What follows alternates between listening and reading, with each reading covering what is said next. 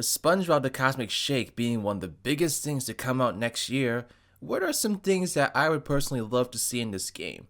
Let's discuss 10 of those things right now.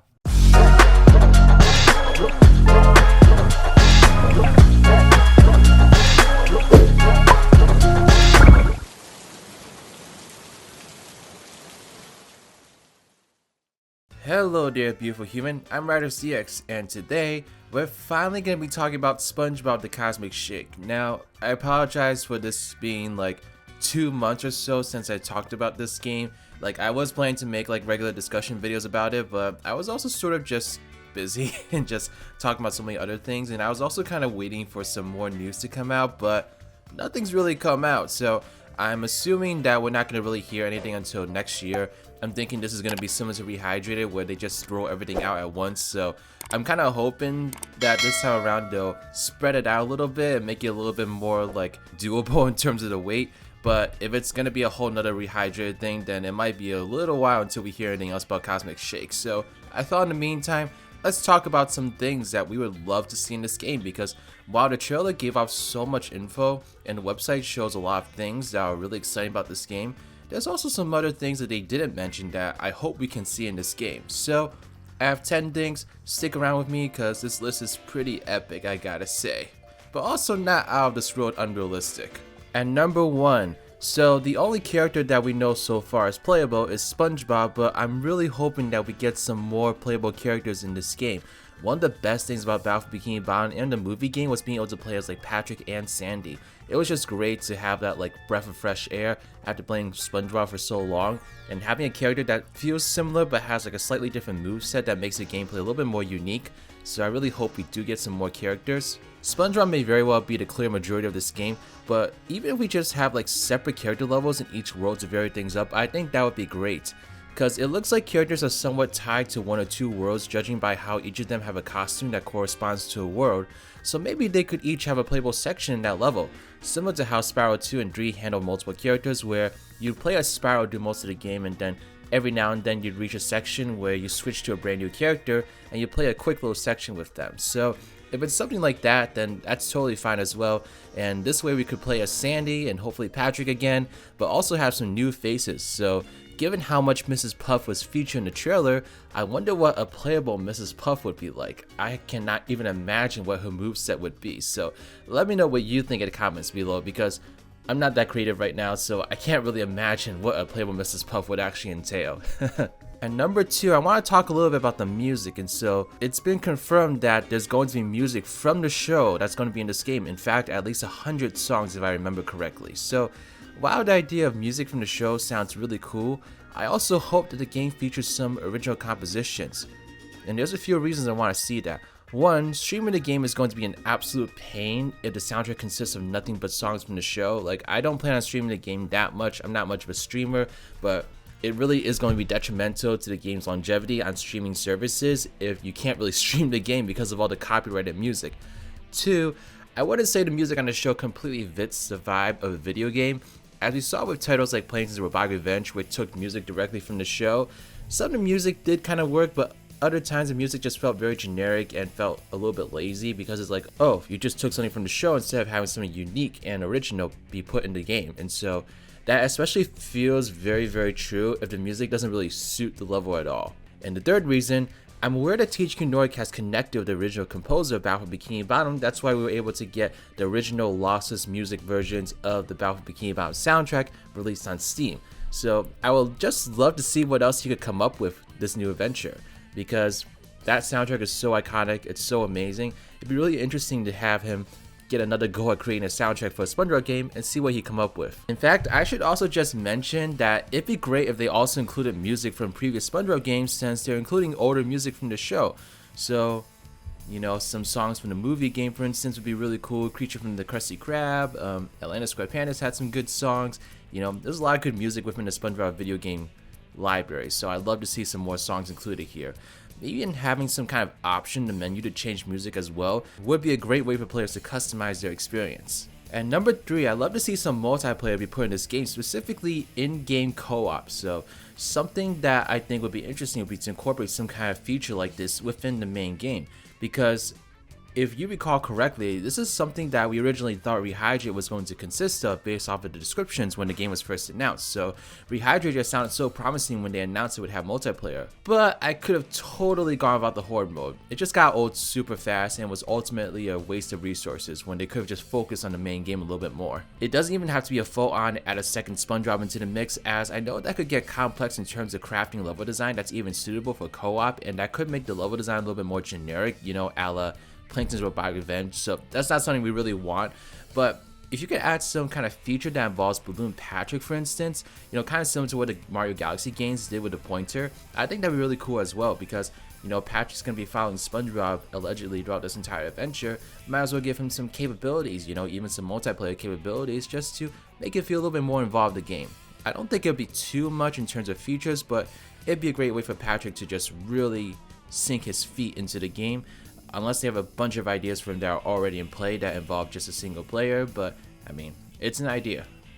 At number 4, so one thing I really liked about the trailer is that it had so many callbacks to different SpongeBob episodes, you know, not just the old ones but also brand new ones, and so it was great to kind of go down memory lane and kind of see all these different references to all these different episodes. But something that I think would be so cool is to have small references to not just the episodes of the TV show, but previous SpongeBob video games SpongeBob has had as well. Like, wouldn't it be fun to just find a hammer robot from Battle for Bikini Bottom in the world looking at Help Wanted ads, because, you know, the robot takeover is over, so what else is this robot gonna do? Or maybe you can run into Bubble Buddy just reminiscing about all the cool moves he taught you in that game, you know? Just small little things like that just to poke fun at the franchise and kind of give you a little bit of history within the show and video games.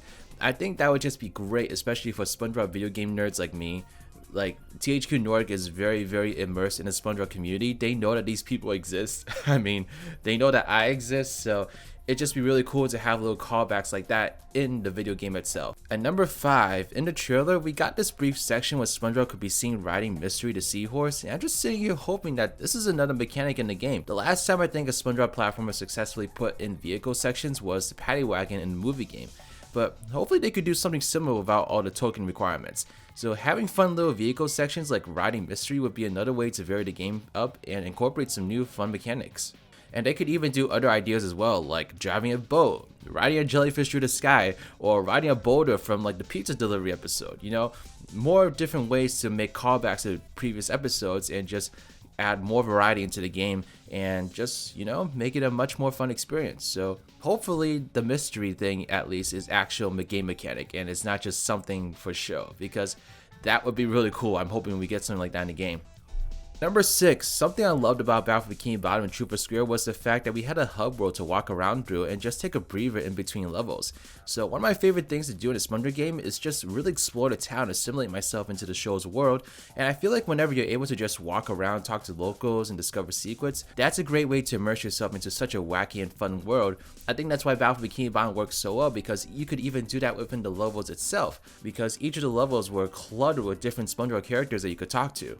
And they would give you like side tasks and things like that, and it was just a great way to really make it feel like you were in SpongeBob's world.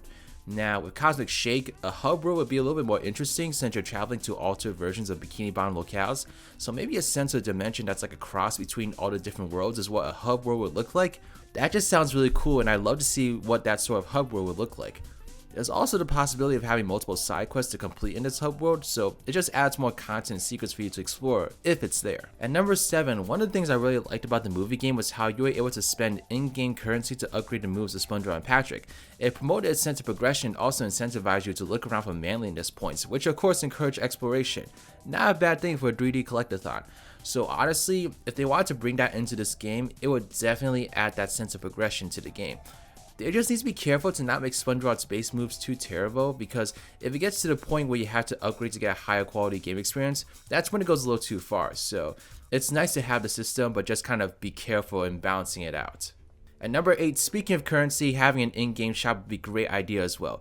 This is something most SpongeBob games actually incorporated after the movie games, such as Creature from the Krusty Krab and True for Square. With there being so much content in this game in the form of costumes, music, and who knows what else, it makes complete sense to have an in-game shop where you can spend whatever the game's currency is on unlockable content. I hope we get to see a bunch of concept art, beta footage, and other secrets in particular, as I always have a blast uncovering that in these games.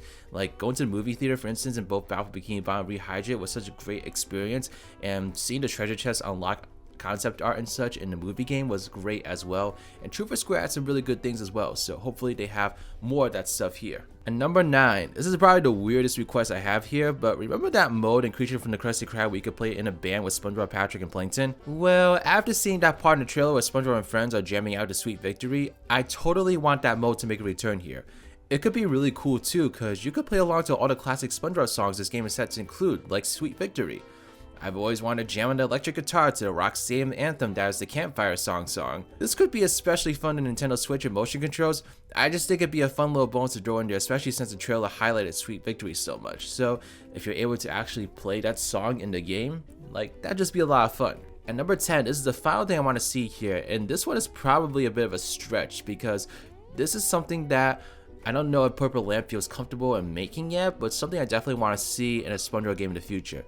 So with this game being a spiritual successor to Battle for Bikini Bottom, one of the reasons that game did so well was because of its well-designed levels that were linear, but now without many nooks and crannies to wander off to and explore. I'd like to see them take it to the next level and make these levels full-on playgrounds players can go up, down, left, and right through exploring. Think Mario 64 and Banjo-Kazooie, where each of the worlds were these big playgrounds you walked around in a non-linear fashion to collect stars and jiggies. I'd love to see Cosmic Shake just take that extra step toward and embrace its 3D collectathon roots fully. SpongeBob and Battle for Bikini Bottom controlled more than well enough to support this kind of gameplay. Plus, given how awesome the worlds are going to be, it would be a complete blast to traverse through them in this fashion instead of the more linear approach of the heavy iron titles. I won't be upset if they stick to the linear feel of Battle for Bikini Bottom, but this is definitely something I want them to pursue, if not now, then down the line when they're more comfortable with the engine and such. And that is the end of my list, so hopefully that isn't like too high to reach for. I mean, there's so much we still don't know about this game. Like, all we got was like this big epic CGI trailer and some plot details about the game, so I'm really hoping that it does really surprise us and it consists of, like, if not these things, then some other surprises that are just as cool basically. So let me know your thoughts in the comment section below. What do you personally want to see in this game? Do you like any of my bullet points? Are there any bullet points that you don't like? Let me know why not. You know, as always, I'm really curious to hear your thoughts. And just, yeah, I'm really looking forward to some eventual news about this game. You know, it feels like it's been forever already. So I'm hoping that we hear something soon. But I am going to be patient and we'll just kind of have to tide the wait out. In the meantime, I've got so much SpongeBob content coming up in the next year, guys. So just hang around, you know, I got some content that hopefully help tide the wait over because, yeah, this game's gonna be exciting. I'm really hoping that it's gonna be as great as it's looking to be. But alright, y'all, thank you so much. This is Riders, riding out. Thank you so much for watching this video. Special shout out to my patrons, New Gamer Hub, Team Rattle Sign Gamer, Johnny Hinton Ortiz, Trash Q, Claw84. These are my patrons / YouTube members. If you'd like to become a patron or YouTube member, get access to a whole bunch of different perks, and please check out the links in the description box below. But alright, this is Riders, riding out.